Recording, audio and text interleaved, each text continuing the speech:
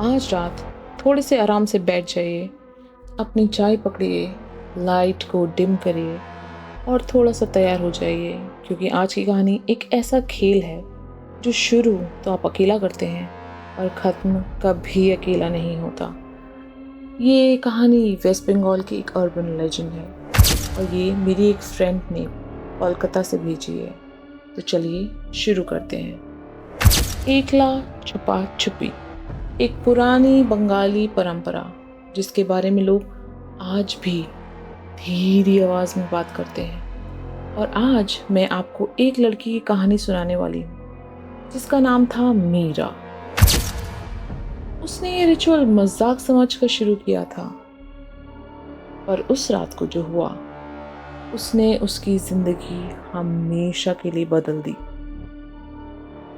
मीरा एक art student थी, creative, curious और थोड़ी सी लोनली। वो एक हॉस्टल में रहती थी जो पुराना, थोड़ा सा सन्नाटा भरा और रात को हमेशा अजीब आवाज़ें देता हुआ। एक शाम को वो स्क्रॉल करते करते एक ऑब्सक्योर ऑनलाइन फोरम पे पहुंच गई। वहाँ उसे एक थ्रेड मिला, एकला छुपा छुपी, the ritual that answers back. और नीचे बोल्ड लेटर्स में एक स्टर्न वार्निंग लिखी थी, do not try this alone. Comments में लोग अजीब बातें लिख रहे थे। मैंने खेल शुरू किया पर किसी ने मुझे ढूंढना शुरू कर दिया। मैं डॉल को बाथरूम में छोड़कर आई थी पर वो मेरे स्टडी टेबल पर बैठी थी। आवाज़ बिल्कुल मेरे कान के पास से आई। मीरा हंसी और उसने सोचा, ड्रामा क्वींस। और जितना वो पढ़ती गई उतना उसका दिल तेज धड़कने लगा। एक अजीब क्यूरोसिटी उसके अंदर जाग गई।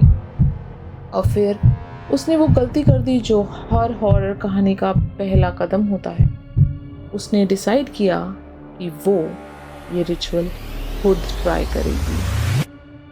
रिचुअल के हिसाब से एक वेसल चाहिए होता है। वो कोई भी चीज़ हो सकती है जिसमें एक रूह, एक एंटिटी टिक सके। मीरा के पास एक पुराना कपड़े का खिलौना था, एक छोटा सा पुराना स्टफ्ड रैबिट। रिचुअल के स्टेप्स सिंपल थे, पर उनमें एक अजीब से भयानक सोच छुपी थी। खिलौने का पेट काटना था, उसकी स्टफिंग निकाल कर उसकी जगह चावल भरना था, और सबसे डरावनी बात, अपना एक हिस्सा उसमें डालना था।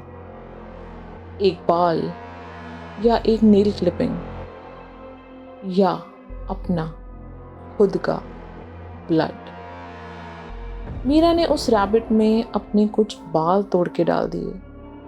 ऐसा करते ही उसके हाथ ठंडे पड़ गए, जैसे कोई उसके पीछे खड़ा हो, जैसे कोई उसकी गर्दन के पास सांस ले रहा हो।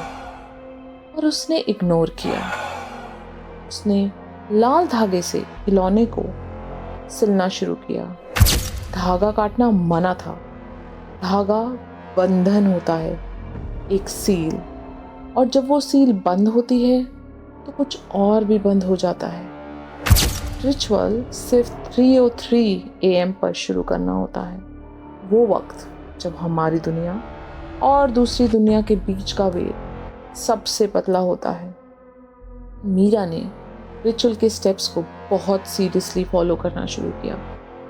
उसने लाइट्स ऑफ करी, एक बोल में पानी भरकर रैबिट को उसमें डुबा दिया, एक पुराना टीवी स्टैटिक पर छोड़ दिया और अपने मुंह में सॉल्ट वाटर रखा प्रोटेक्शन के लिए। फिर उसने धीरे से बोला, पहले खोजने वाली मैं हूं। रूम में हवा रुक गई। टीवी का स्टैटिक थोड़ा गहरा हो गया, जैसे कोई उसके पीछे से देख रहा हो। मीरा ने काउंटिंग शुरू की, 1, 2, 3। जब वो 10 तक पहुंची, उसके रूम का दरवाजा खुद ब खुद क्लिक करके बंद हो गया। मीरा बाथरूम की तरफ भागी। उसने सोचा रैबिट वहीं होगा, पानी में डूबा हुआ, पर बाथरूम का दरवाजा आधा खुला था और अंदर सिंक खाली। रैबिट गायब हो गया था। उसका गला सूख गया। उसने टीवी की तरफ देखा। स्टैटिक अब नहीं कर रहा था, वो सांस ले रहा था। फिर एक आवाज आई।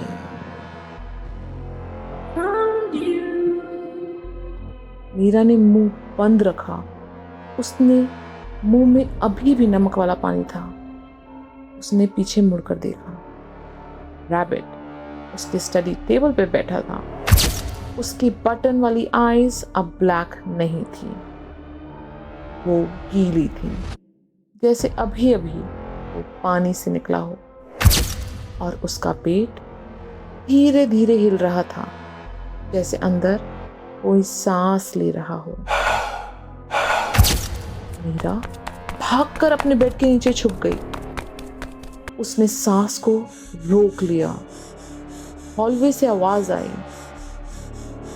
ठप ठप ठप। पर ये इंसान की चाल नहीं थी।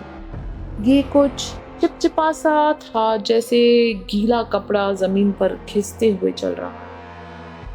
फिर उसने देखा बेड के नीचे से एक सफेद पतला सा हाथ अंदर आया। उंगलियां लंबी टेढ़ी, जैसे किसी ने खींच के बढ़ा दी हो। वो हाथ जमीन को टैक टैक करता हुआ आगे बढ़ रहा था। मीरा का दिल उसके कान में धड़कने लगा। फिर टीवी से एक आवाज आई, Now it's your turn.